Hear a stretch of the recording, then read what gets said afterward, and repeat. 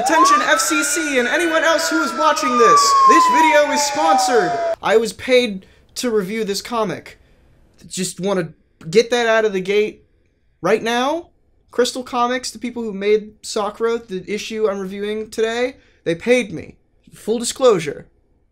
This is a paid review. I'm gonna try and be as unbiased as possible, but I can't help any subconscious influence, positive or negative, that me being paid has caused on this review, so just keep that in mind. Okay, so SAKRA #1. It's a new comic from a very small indie studio. I think there's like 4 people working there, called Crystal Comics, and overall, it's pretty good. I mean, I have problems with it, but for a first start, like the first comic ever from this studio, solid. From what I can tell, the plot seems to be about the ruins of an ancient city being discovered, and there's this goop, or just ancient technology, basically, that a new company, new scientists are experimenting on and doing experiments with. And 2 of the scientists, they have kids. I think one of them is the head scientist, and then another one is just like a lesser scientist, I guess. But anyway, they have kids, and they sort of get caught in the crossfire of one of the experiments, and our main character, Malco, is turned into the dude you see on the cover, the superhero boy thing. Maybe he's called SAKRA?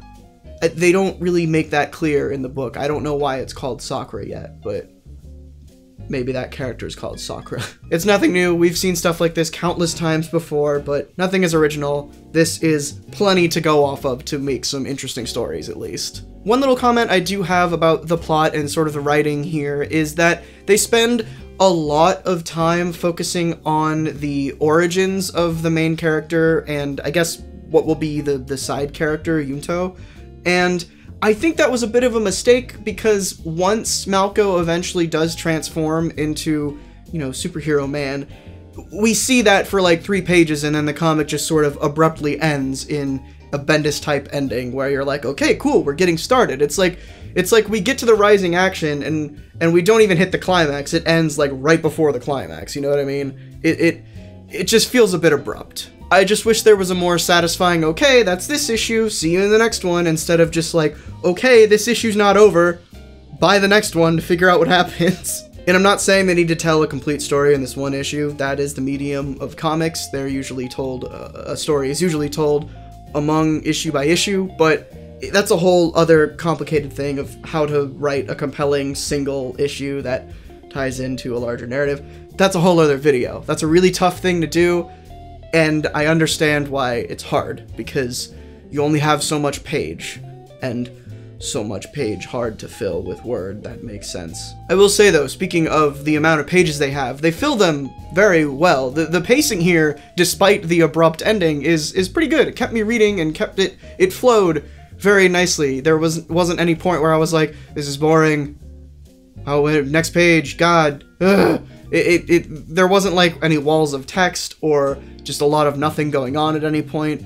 It flowed really well. This comic is really well paced. So that's the plot. We're gonna move on to the art now, and I have a few things to say about the art. The actual interiors themselves are nice. I like them. They're sort of this gritty style. It speaks indie comic to me.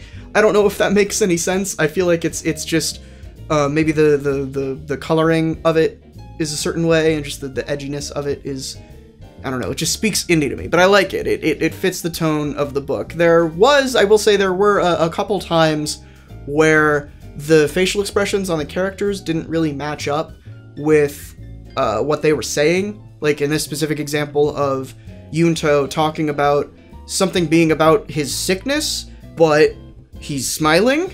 I don't know why he'd be smiling about his sickness. It's probably just a miscommunication between the writer and the artist. I'm sure it happens. I do also like the overall designs of the characters. Malco post-transformation is a really neat design. I like the colors. I like just, you know, his sort of tatted up look.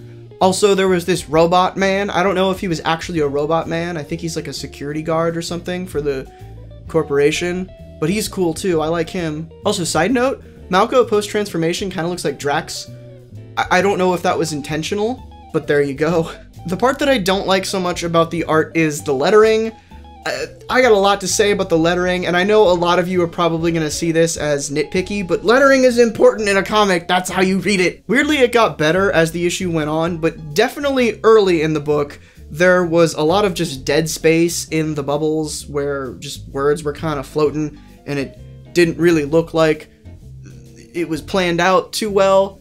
Going back to that Yunto example of him talking about his sickness when he was smiling, even there's like this weird just space of nothing, which is like a paragraph break, I guess, but you just don't do that in a comic. Usually if you want to separate for pacing or you know, to emphasize something, you just draw a different bubble.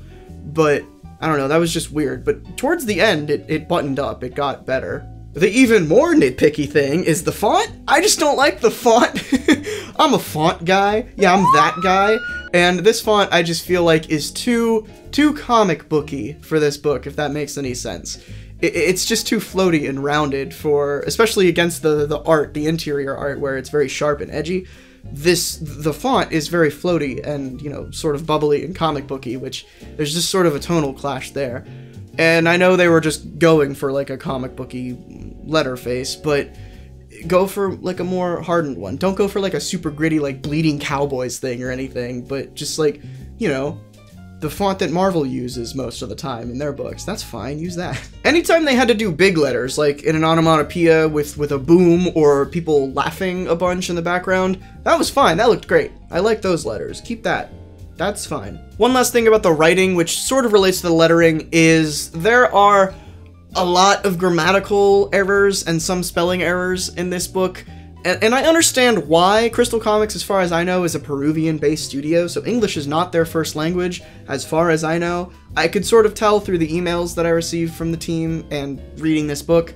And that's not like inherently a bad thing. This is a comic that's being presented to me in English, and I am reading it in English, and since English is my first language, and I feel like most people who read this book, English is gonna be their first language, that is something that I feel like should be mentioned and should be worked on. So at the end of the day, this is a pretty good start, especially noting that this is this studio's first comic. The biggest notes I would leave the team with, and I'm sure you guys are watching this because you paid me for this review, just pay attention to how much plot you put in each issue, maybe make more happen in an issue, and button up those lettering and the typos a bit if you can. Those are my notes from a guy who's not qualified at all. If you want to pick up this book, there's a link in the description, very top of the description. Just click on it, it'll take you to Comixology, you can buy it. It's like $2. Just throw $2 to these guys to support the studio. Give it a read it for yourself, and then wait for issue 2 whenever it comes out. They didn't tell me when issue 2 comes out. It'll come out eventually, I'm sure. Go buy this book. Anyway, sorry for my first video in a while being a sponsored one. That might irk some of you. But frankly, I need money, guys. I gotta pay rent. Sorry.